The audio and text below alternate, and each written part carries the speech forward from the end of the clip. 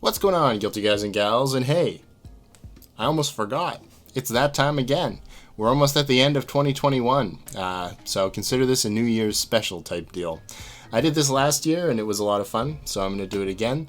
I'm starting with the animated one this time because it's shorter and I don't know, I just didn't get a chance to watch a lot of animated shows this year. Do keep in mind, these are shows that I watched this year for the first time mostly. So in this case, like, most of these are new. I don't know about this one because I didn't follow the production of it much.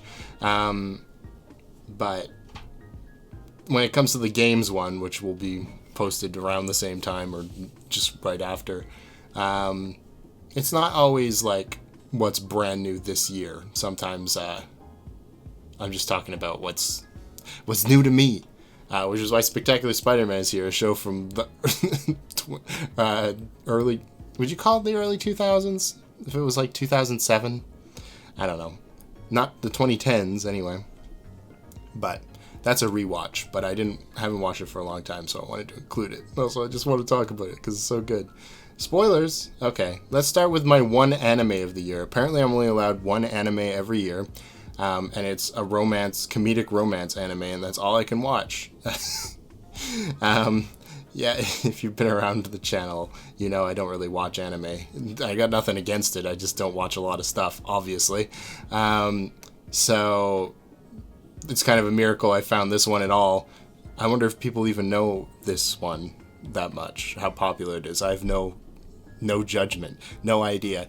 But I kept getting recommended clips of it on YouTube, and I was like, okay, this is pretty funny. So I was like, yeah, I'll give it a chance. And yeah, it was pretty good. Horimiya. It looks very generic on the surface, but it is pretty, like, it's not subversive, I wouldn't say, but it's pretty genuine, if I had to put it one way or another. And I feel like maybe it was kind of cut short.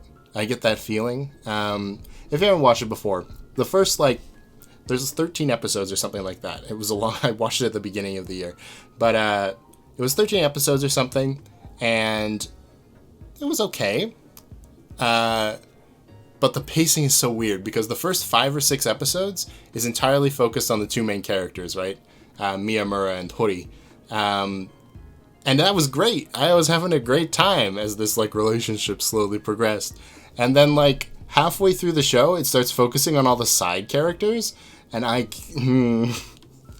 couldn't be bothered to care about pretty much any of them. There's one guy that looks like Teruya. So I thought that was kind of funny. And there's one guy named Toru, because they kept saying it like that, and I just thought it was, you know, that's why it's stuck in my head. I don't know who he looks like. He looks like somebody I've seen before in a show or like a game. Maybe in Persona 4, because I've just seen Persona stuff. Never actually played Persona 4, but anyway, pretty good. I'm going to put it solid B tier because literally half of the show is great, and then the other half, they're just like, but what if we focused on all these side characters? And I'm like, please stop. I mean, okay, don't get me wrong.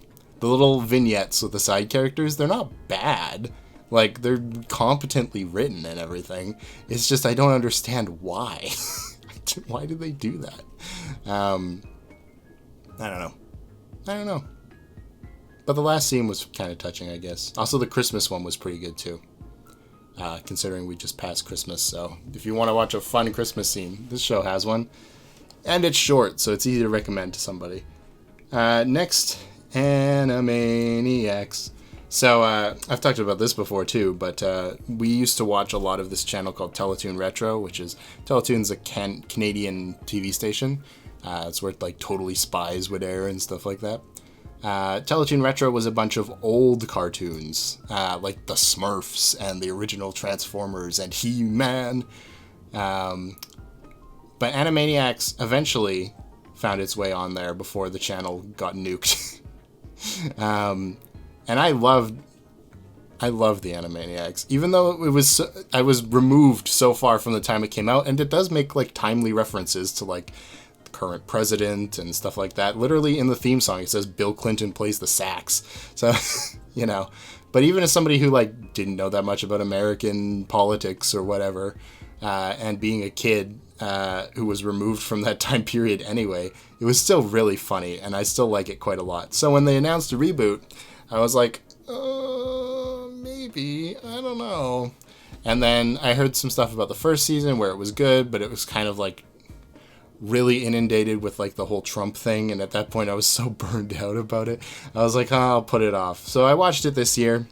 First season isn't even that really leaning into it. There's like 1 or 2 episodes where it's, you know, pretty blatant, but other than that, and then season 2 only has like 1 gag about it, and the rest of it, good songs. The songs in season 2 are much better, but they are good songs, and it really feels in the spirit of the original show, so I don't feel bad putting it in A tier.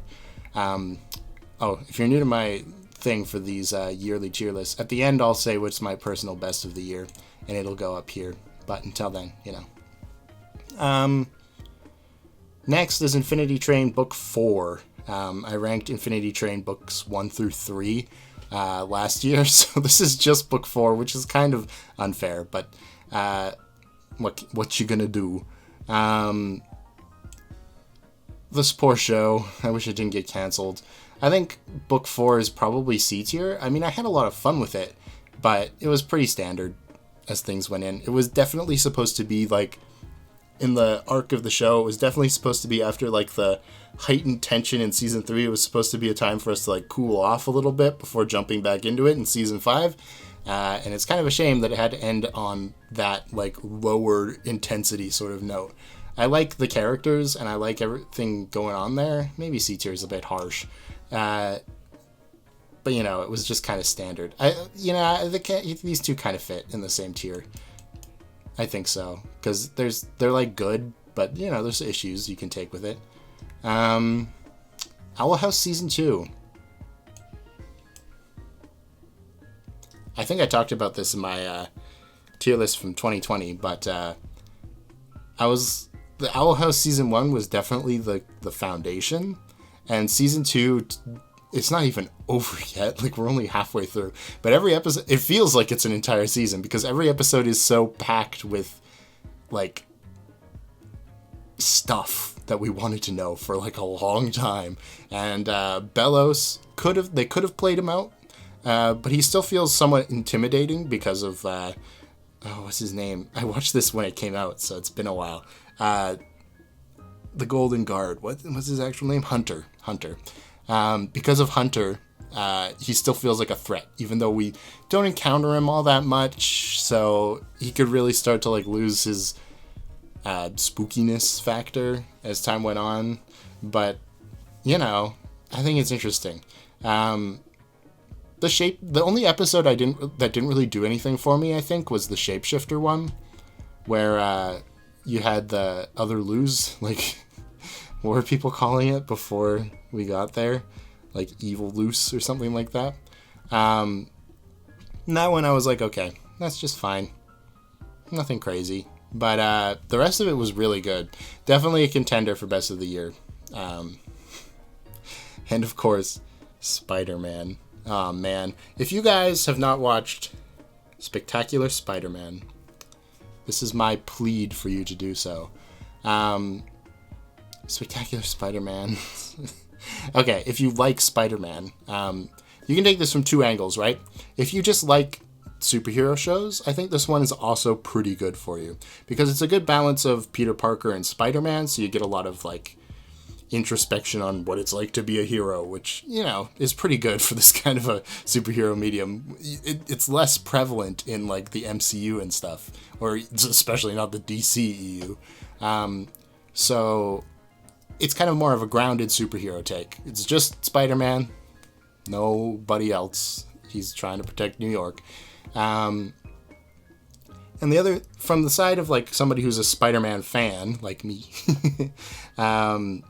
it's very loyal to Spider-Man both as a character and also like his history, you know?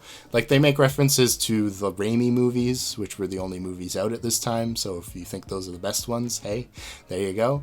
But they don't lean too far into the Ultimate Universe, which could have been disastrous. I'm pretty sure that was out at this point. It could be wrong, but I'm pretty sure the Ultimate Spider-Man game I played when I was a kid came out in 2006. So it should have been.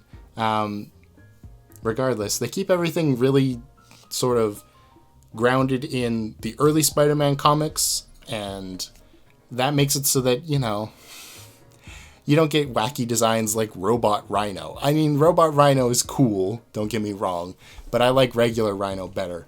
And the best part about this show is that most of the time, and this is the way I think Spider-Man should be played most of the time, most of the time Spider-Man wins by outwitting the villain.